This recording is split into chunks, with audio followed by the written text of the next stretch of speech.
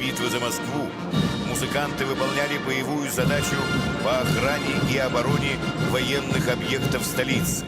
Именно воспитанники военного музыкального училища открывали парад Победы 24 июня 1945 года.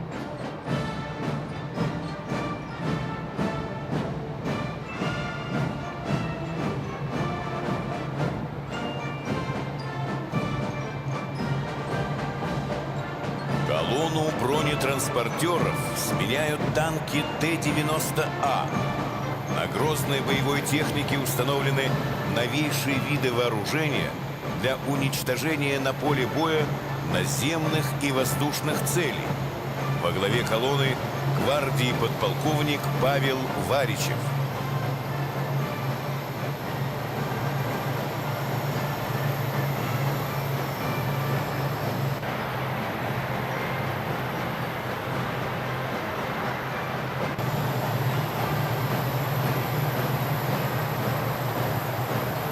В парадном строю колонна 100С позволяет эффективно уничтожать объекты и живую силу противника.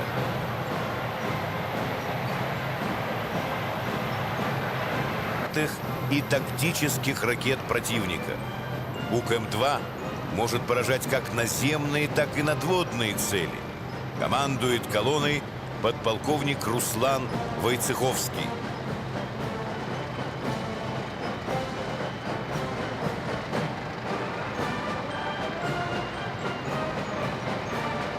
Воздушно-космической обороны. На марше зенитные ракетные подразделения оперативного объединения войск воздушно-космической обороны. Во главе колонны эти комплексы не имеют аналогов в мире и способны уничтожать аэродинамические.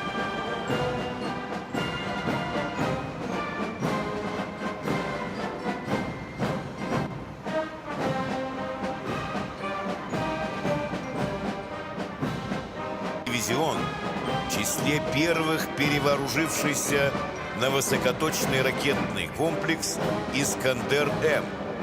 Во главе парадного расчета майор Константин Елфимов.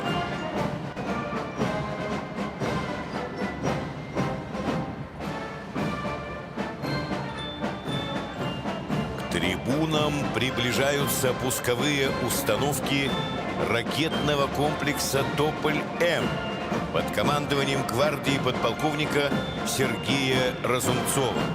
Комплекс обладает возможностью оперативного выхода из пункта постоянной дислокации и скрытого рассредоточения на больших территориях. Его наличие усиливает боевой потенциал наземной группировки при планировании ответных действий и является реальным свидетельством. Открывают воздушную часть парада многоцелевой транспортный вертолет Ми-26 и 4 вертолета Ми-8. Ведущие группы вертолетов летчик первого класса подполковник Алексей Поптивников. Ведет группу летчик первого класса подполковник Александр Жадан.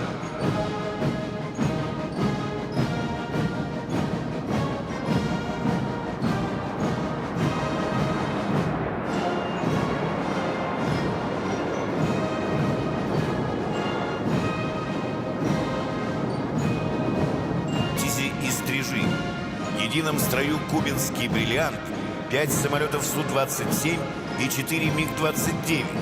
Возглавляет боевой порядок командир группы «Русские Витязи» гвардии подполковник Андрей Алексеев.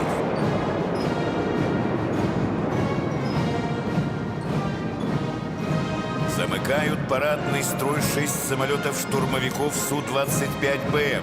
Самолеты выполняют проход на высоте 300 метров на скорости 550 км в час с дымами цветов государственного флага Российской Федерации.